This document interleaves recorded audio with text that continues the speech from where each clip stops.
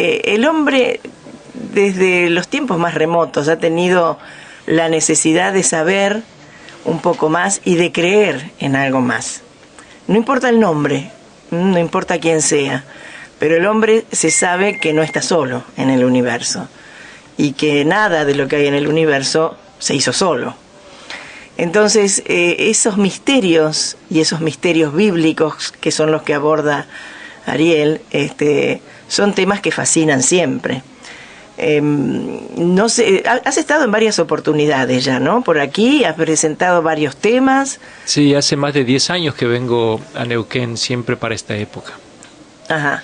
Y siempre invitado por un grupo de laicos que está trabajando precisamente en esta tarea de renovar la fe de la gente, consciente de que la fe no es digamos, como antes se creía, una verdad eterna que sirve para todos los hombres de todas las épocas. No es así. Antes se enseñaba que la fe o la teología transmitía enseñanzas que servían para siempre, entonces no se podían tocar y no se podían cambiar.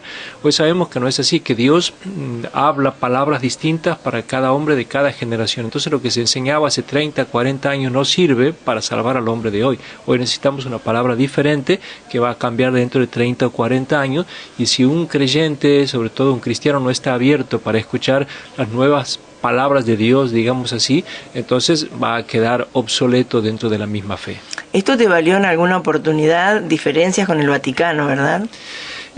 Sí, pero porque en aquella época en el Vaticano estaba, digamos así, instalada una línea de pensamiento muy tradicionalista, que es con la época de Juan Pablo II, que fue un hombre muy tradicionalista en la Iglesia, y los representantes de una institución que se llama la Congregación para la Doctrina de la Fe, que es como el brazo ejecutor de las enseñanzas de la Iglesia.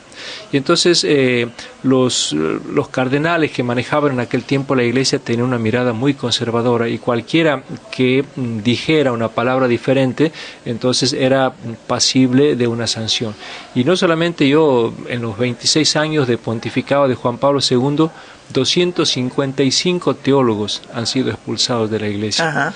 Entonces eso muestra, digamos, la molestia que causaba en aquellos años una palabra distinta, una mirada diferente, una propuesta. Bueno, todavía hay muchos conservadores que defienden a capa y espada, ¿no?, su postura. Incluso el mismo Papa Francisco se ha enfrentado y se enfrenta, ¿no?, permanentemente con este tipo de personalidades.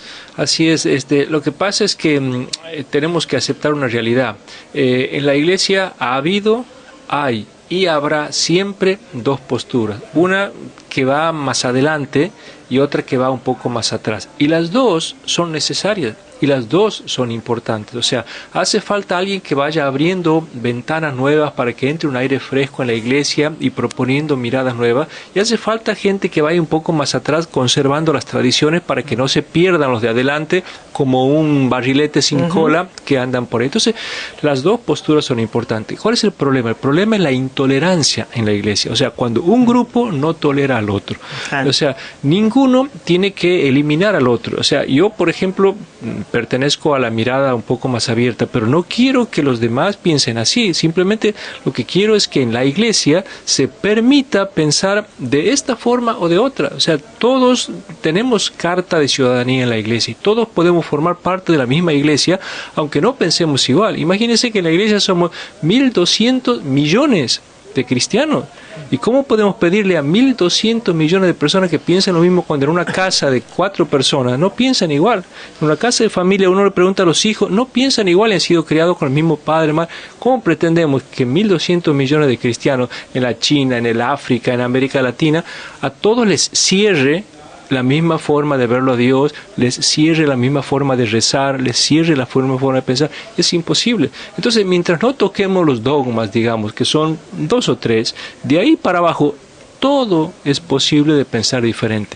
¿Usted cree en Adán y Eva y en la viborita y el paraíso? Crea.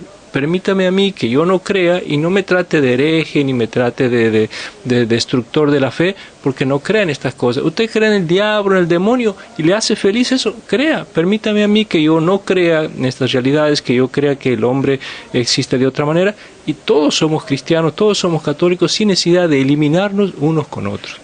Sí, esto que se da en todos los ámbitos, ¿no? Bueno, lo vemos acá en Sí, el país, lo charlábamos política, antes, claro. acá los anticá, los de Macri contra los de Cristina, los de River contra los de Boca. ¿Por qué en todos lados tiene que estar esa dualidad donde uno busca terminar con el otro? Así es. El problema, sobre todo en la iglesia, es porque lo hacemos en nombre de Dios, de un Dios al cual Jesús ha venido a predicar, que un Jesús que ha sido tolerante con todo, porque Jesús se juntaba con las prostitutas, con los cobradores de impuestos, con los pecadores. Lo único que no toleró Jesús nunca fue la hipocresía y la injusticia. Fueron los únicos límites que puso y dijo, esta gente no forma parte de mi grupo. Pero después todo el mundo tenía cabida y carta de ciudadanía en el grupo de Jesús. ¿Ariel, ha cambiado esto con el Papa Francisco?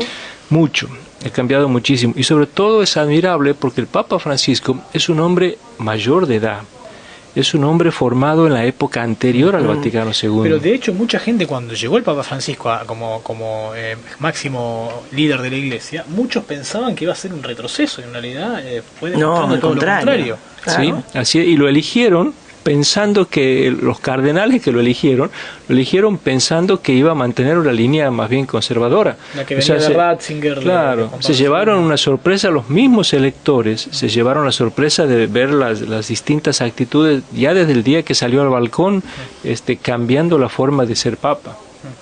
Ahora, lo que pasa es que el Papa en este momento tiene una presión de su entorno muy fuerte, y entonces la verdad que si uno mira, ustedes preguntaban si ha cambiado algo en la Iglesia, la verdad que lo único que podemos decir que realmente ha cambiado en la Iglesia es el Papa, el papado, la forma de ser Papa. De ahí para abajo todo más o menos sigue igual, porque la forma de celebrar misa sigue igual, la forma de bautizar sigue igual, la forma de enseñar catecismo. O sea, el Papa no ha bajado línea, no ha dado instrucciones diciendo a partir de ahora en la Iglesia se va a cambiar esto. No, o sea, ha cambiado la estructura del Vaticano, la parte económica, que son avances muy importantes, muy fuertes. El protocolo también, ¿no? El protocolo, sí. Acercarse a los pobres, ¿no? Claro, exactamente. O sea, ha cambiado la figura del Papa. Tenemos un Papa absolutamente desacartonado, un Papa espontáneo, sencillo.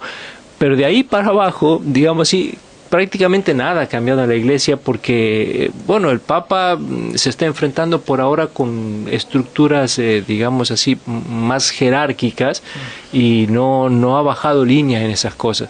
Uno que está más en contacto con el pueblo le gustaría, por ejemplo, que cambiáramos, por decir, la forma de los sacramentos, la liturgia, la confesión, las cosas más prácticas que nos afecta a todos. Bueno, todas las cosas siguen igual.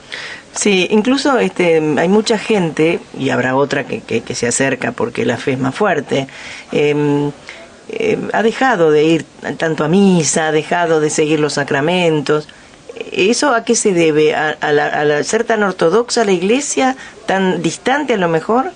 Bueno, se debe a que a usted a lo mejor le va a sorprender lo que le diga, pero la práctica religiosa que nosotros hoy tenemos en la Iglesia viene del Concilio de Trento, sí, del año 1545. O sea, lo que hoy creemos en el año 2000 es del año 1500. Ahora, ¿en qué disciplina hoy alguien está viviendo las cosas del año 1500? Uno dice, bueno, pero el Vaticano II ha cambiado. No, el Vaticano II fue un concilio pastoral, no fue un concilio dogmático.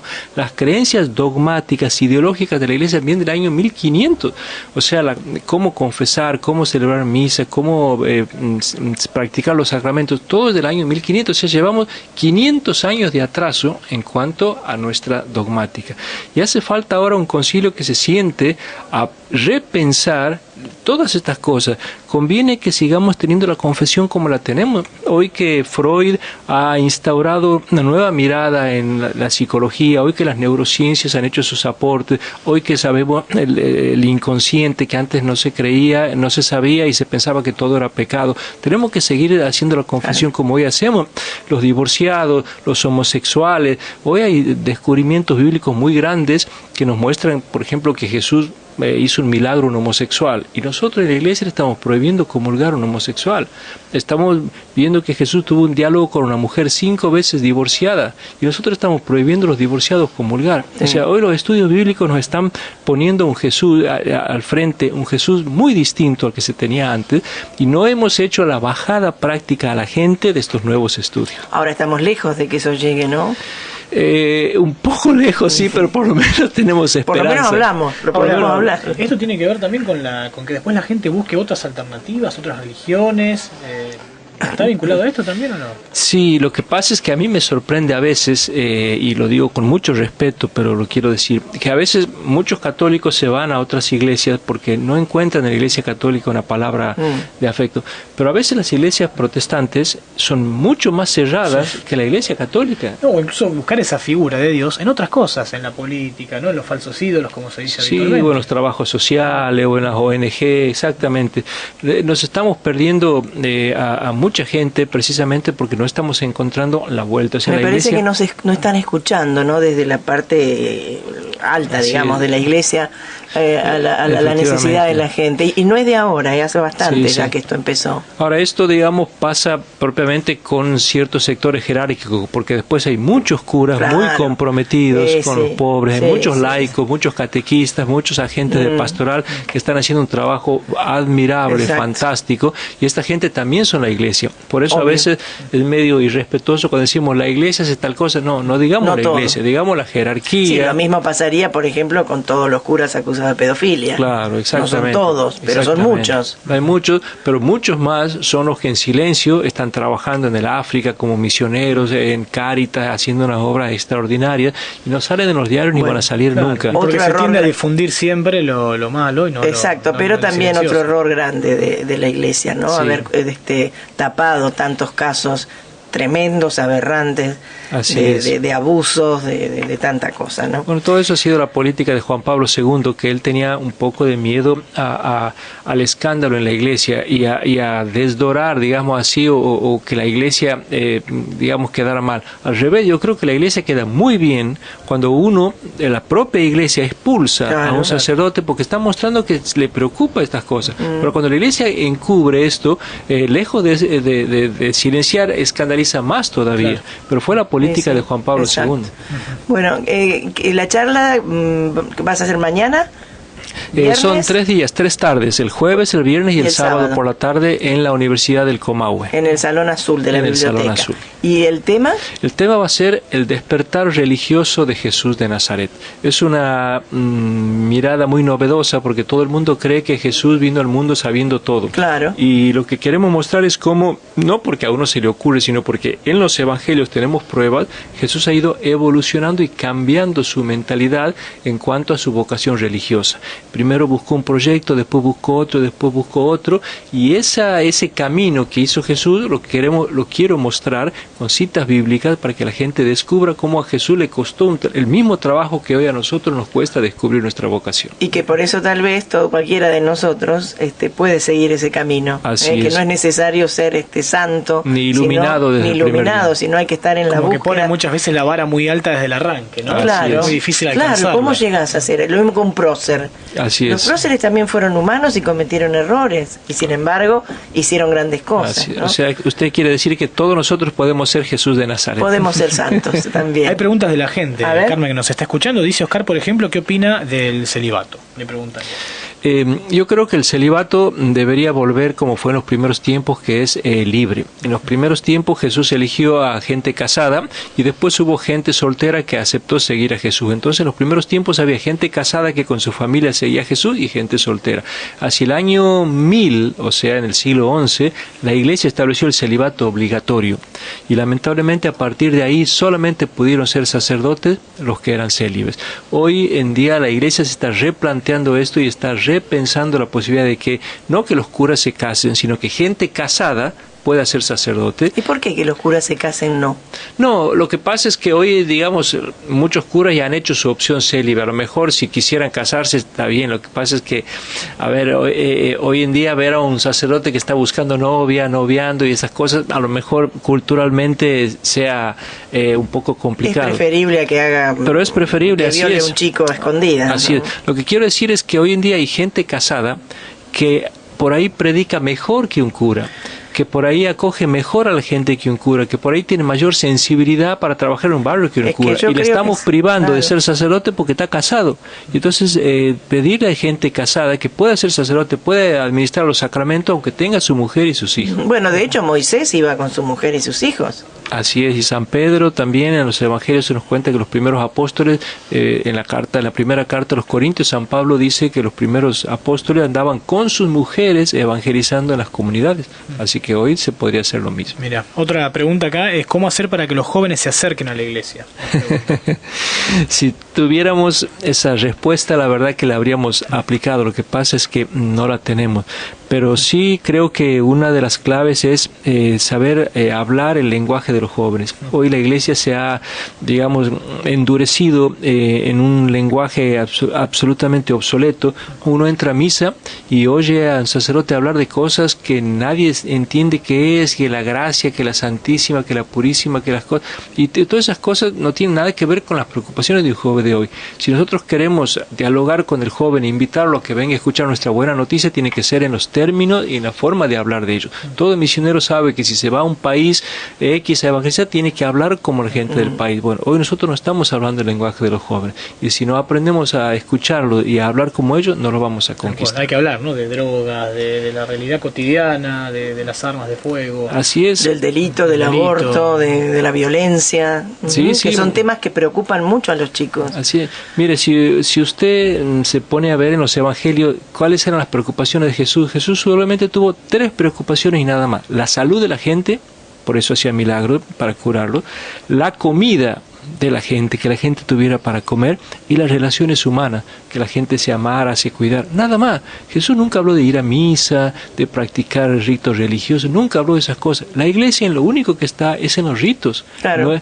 Por lo menos no pone el acento en estas otras cosas. Entonces, volver a lo de Jesús de Nazaret, que es la preocupación diaria de las necesidades de cada día, es una manera también de hablar el lenguaje de la gente de hoy. Seguro que sí. Sí. Bueno, las preguntas que nos envía la gente, acá Oscar dice totalmente de acuerdo con lo que decía recién, era el de la pregunta por el celibato. Del celibato. Pero son temas que siempre salen en charlas, ¿no? Imagino usted que da muchas charlas el tema del celibato. Me imagino que después de la charla la gente también te hará preguntas, ¿no? En realidad, durante la charla yo fomento mucho las preguntas, porque nosotros yo tengo un tiempo de 2 horas.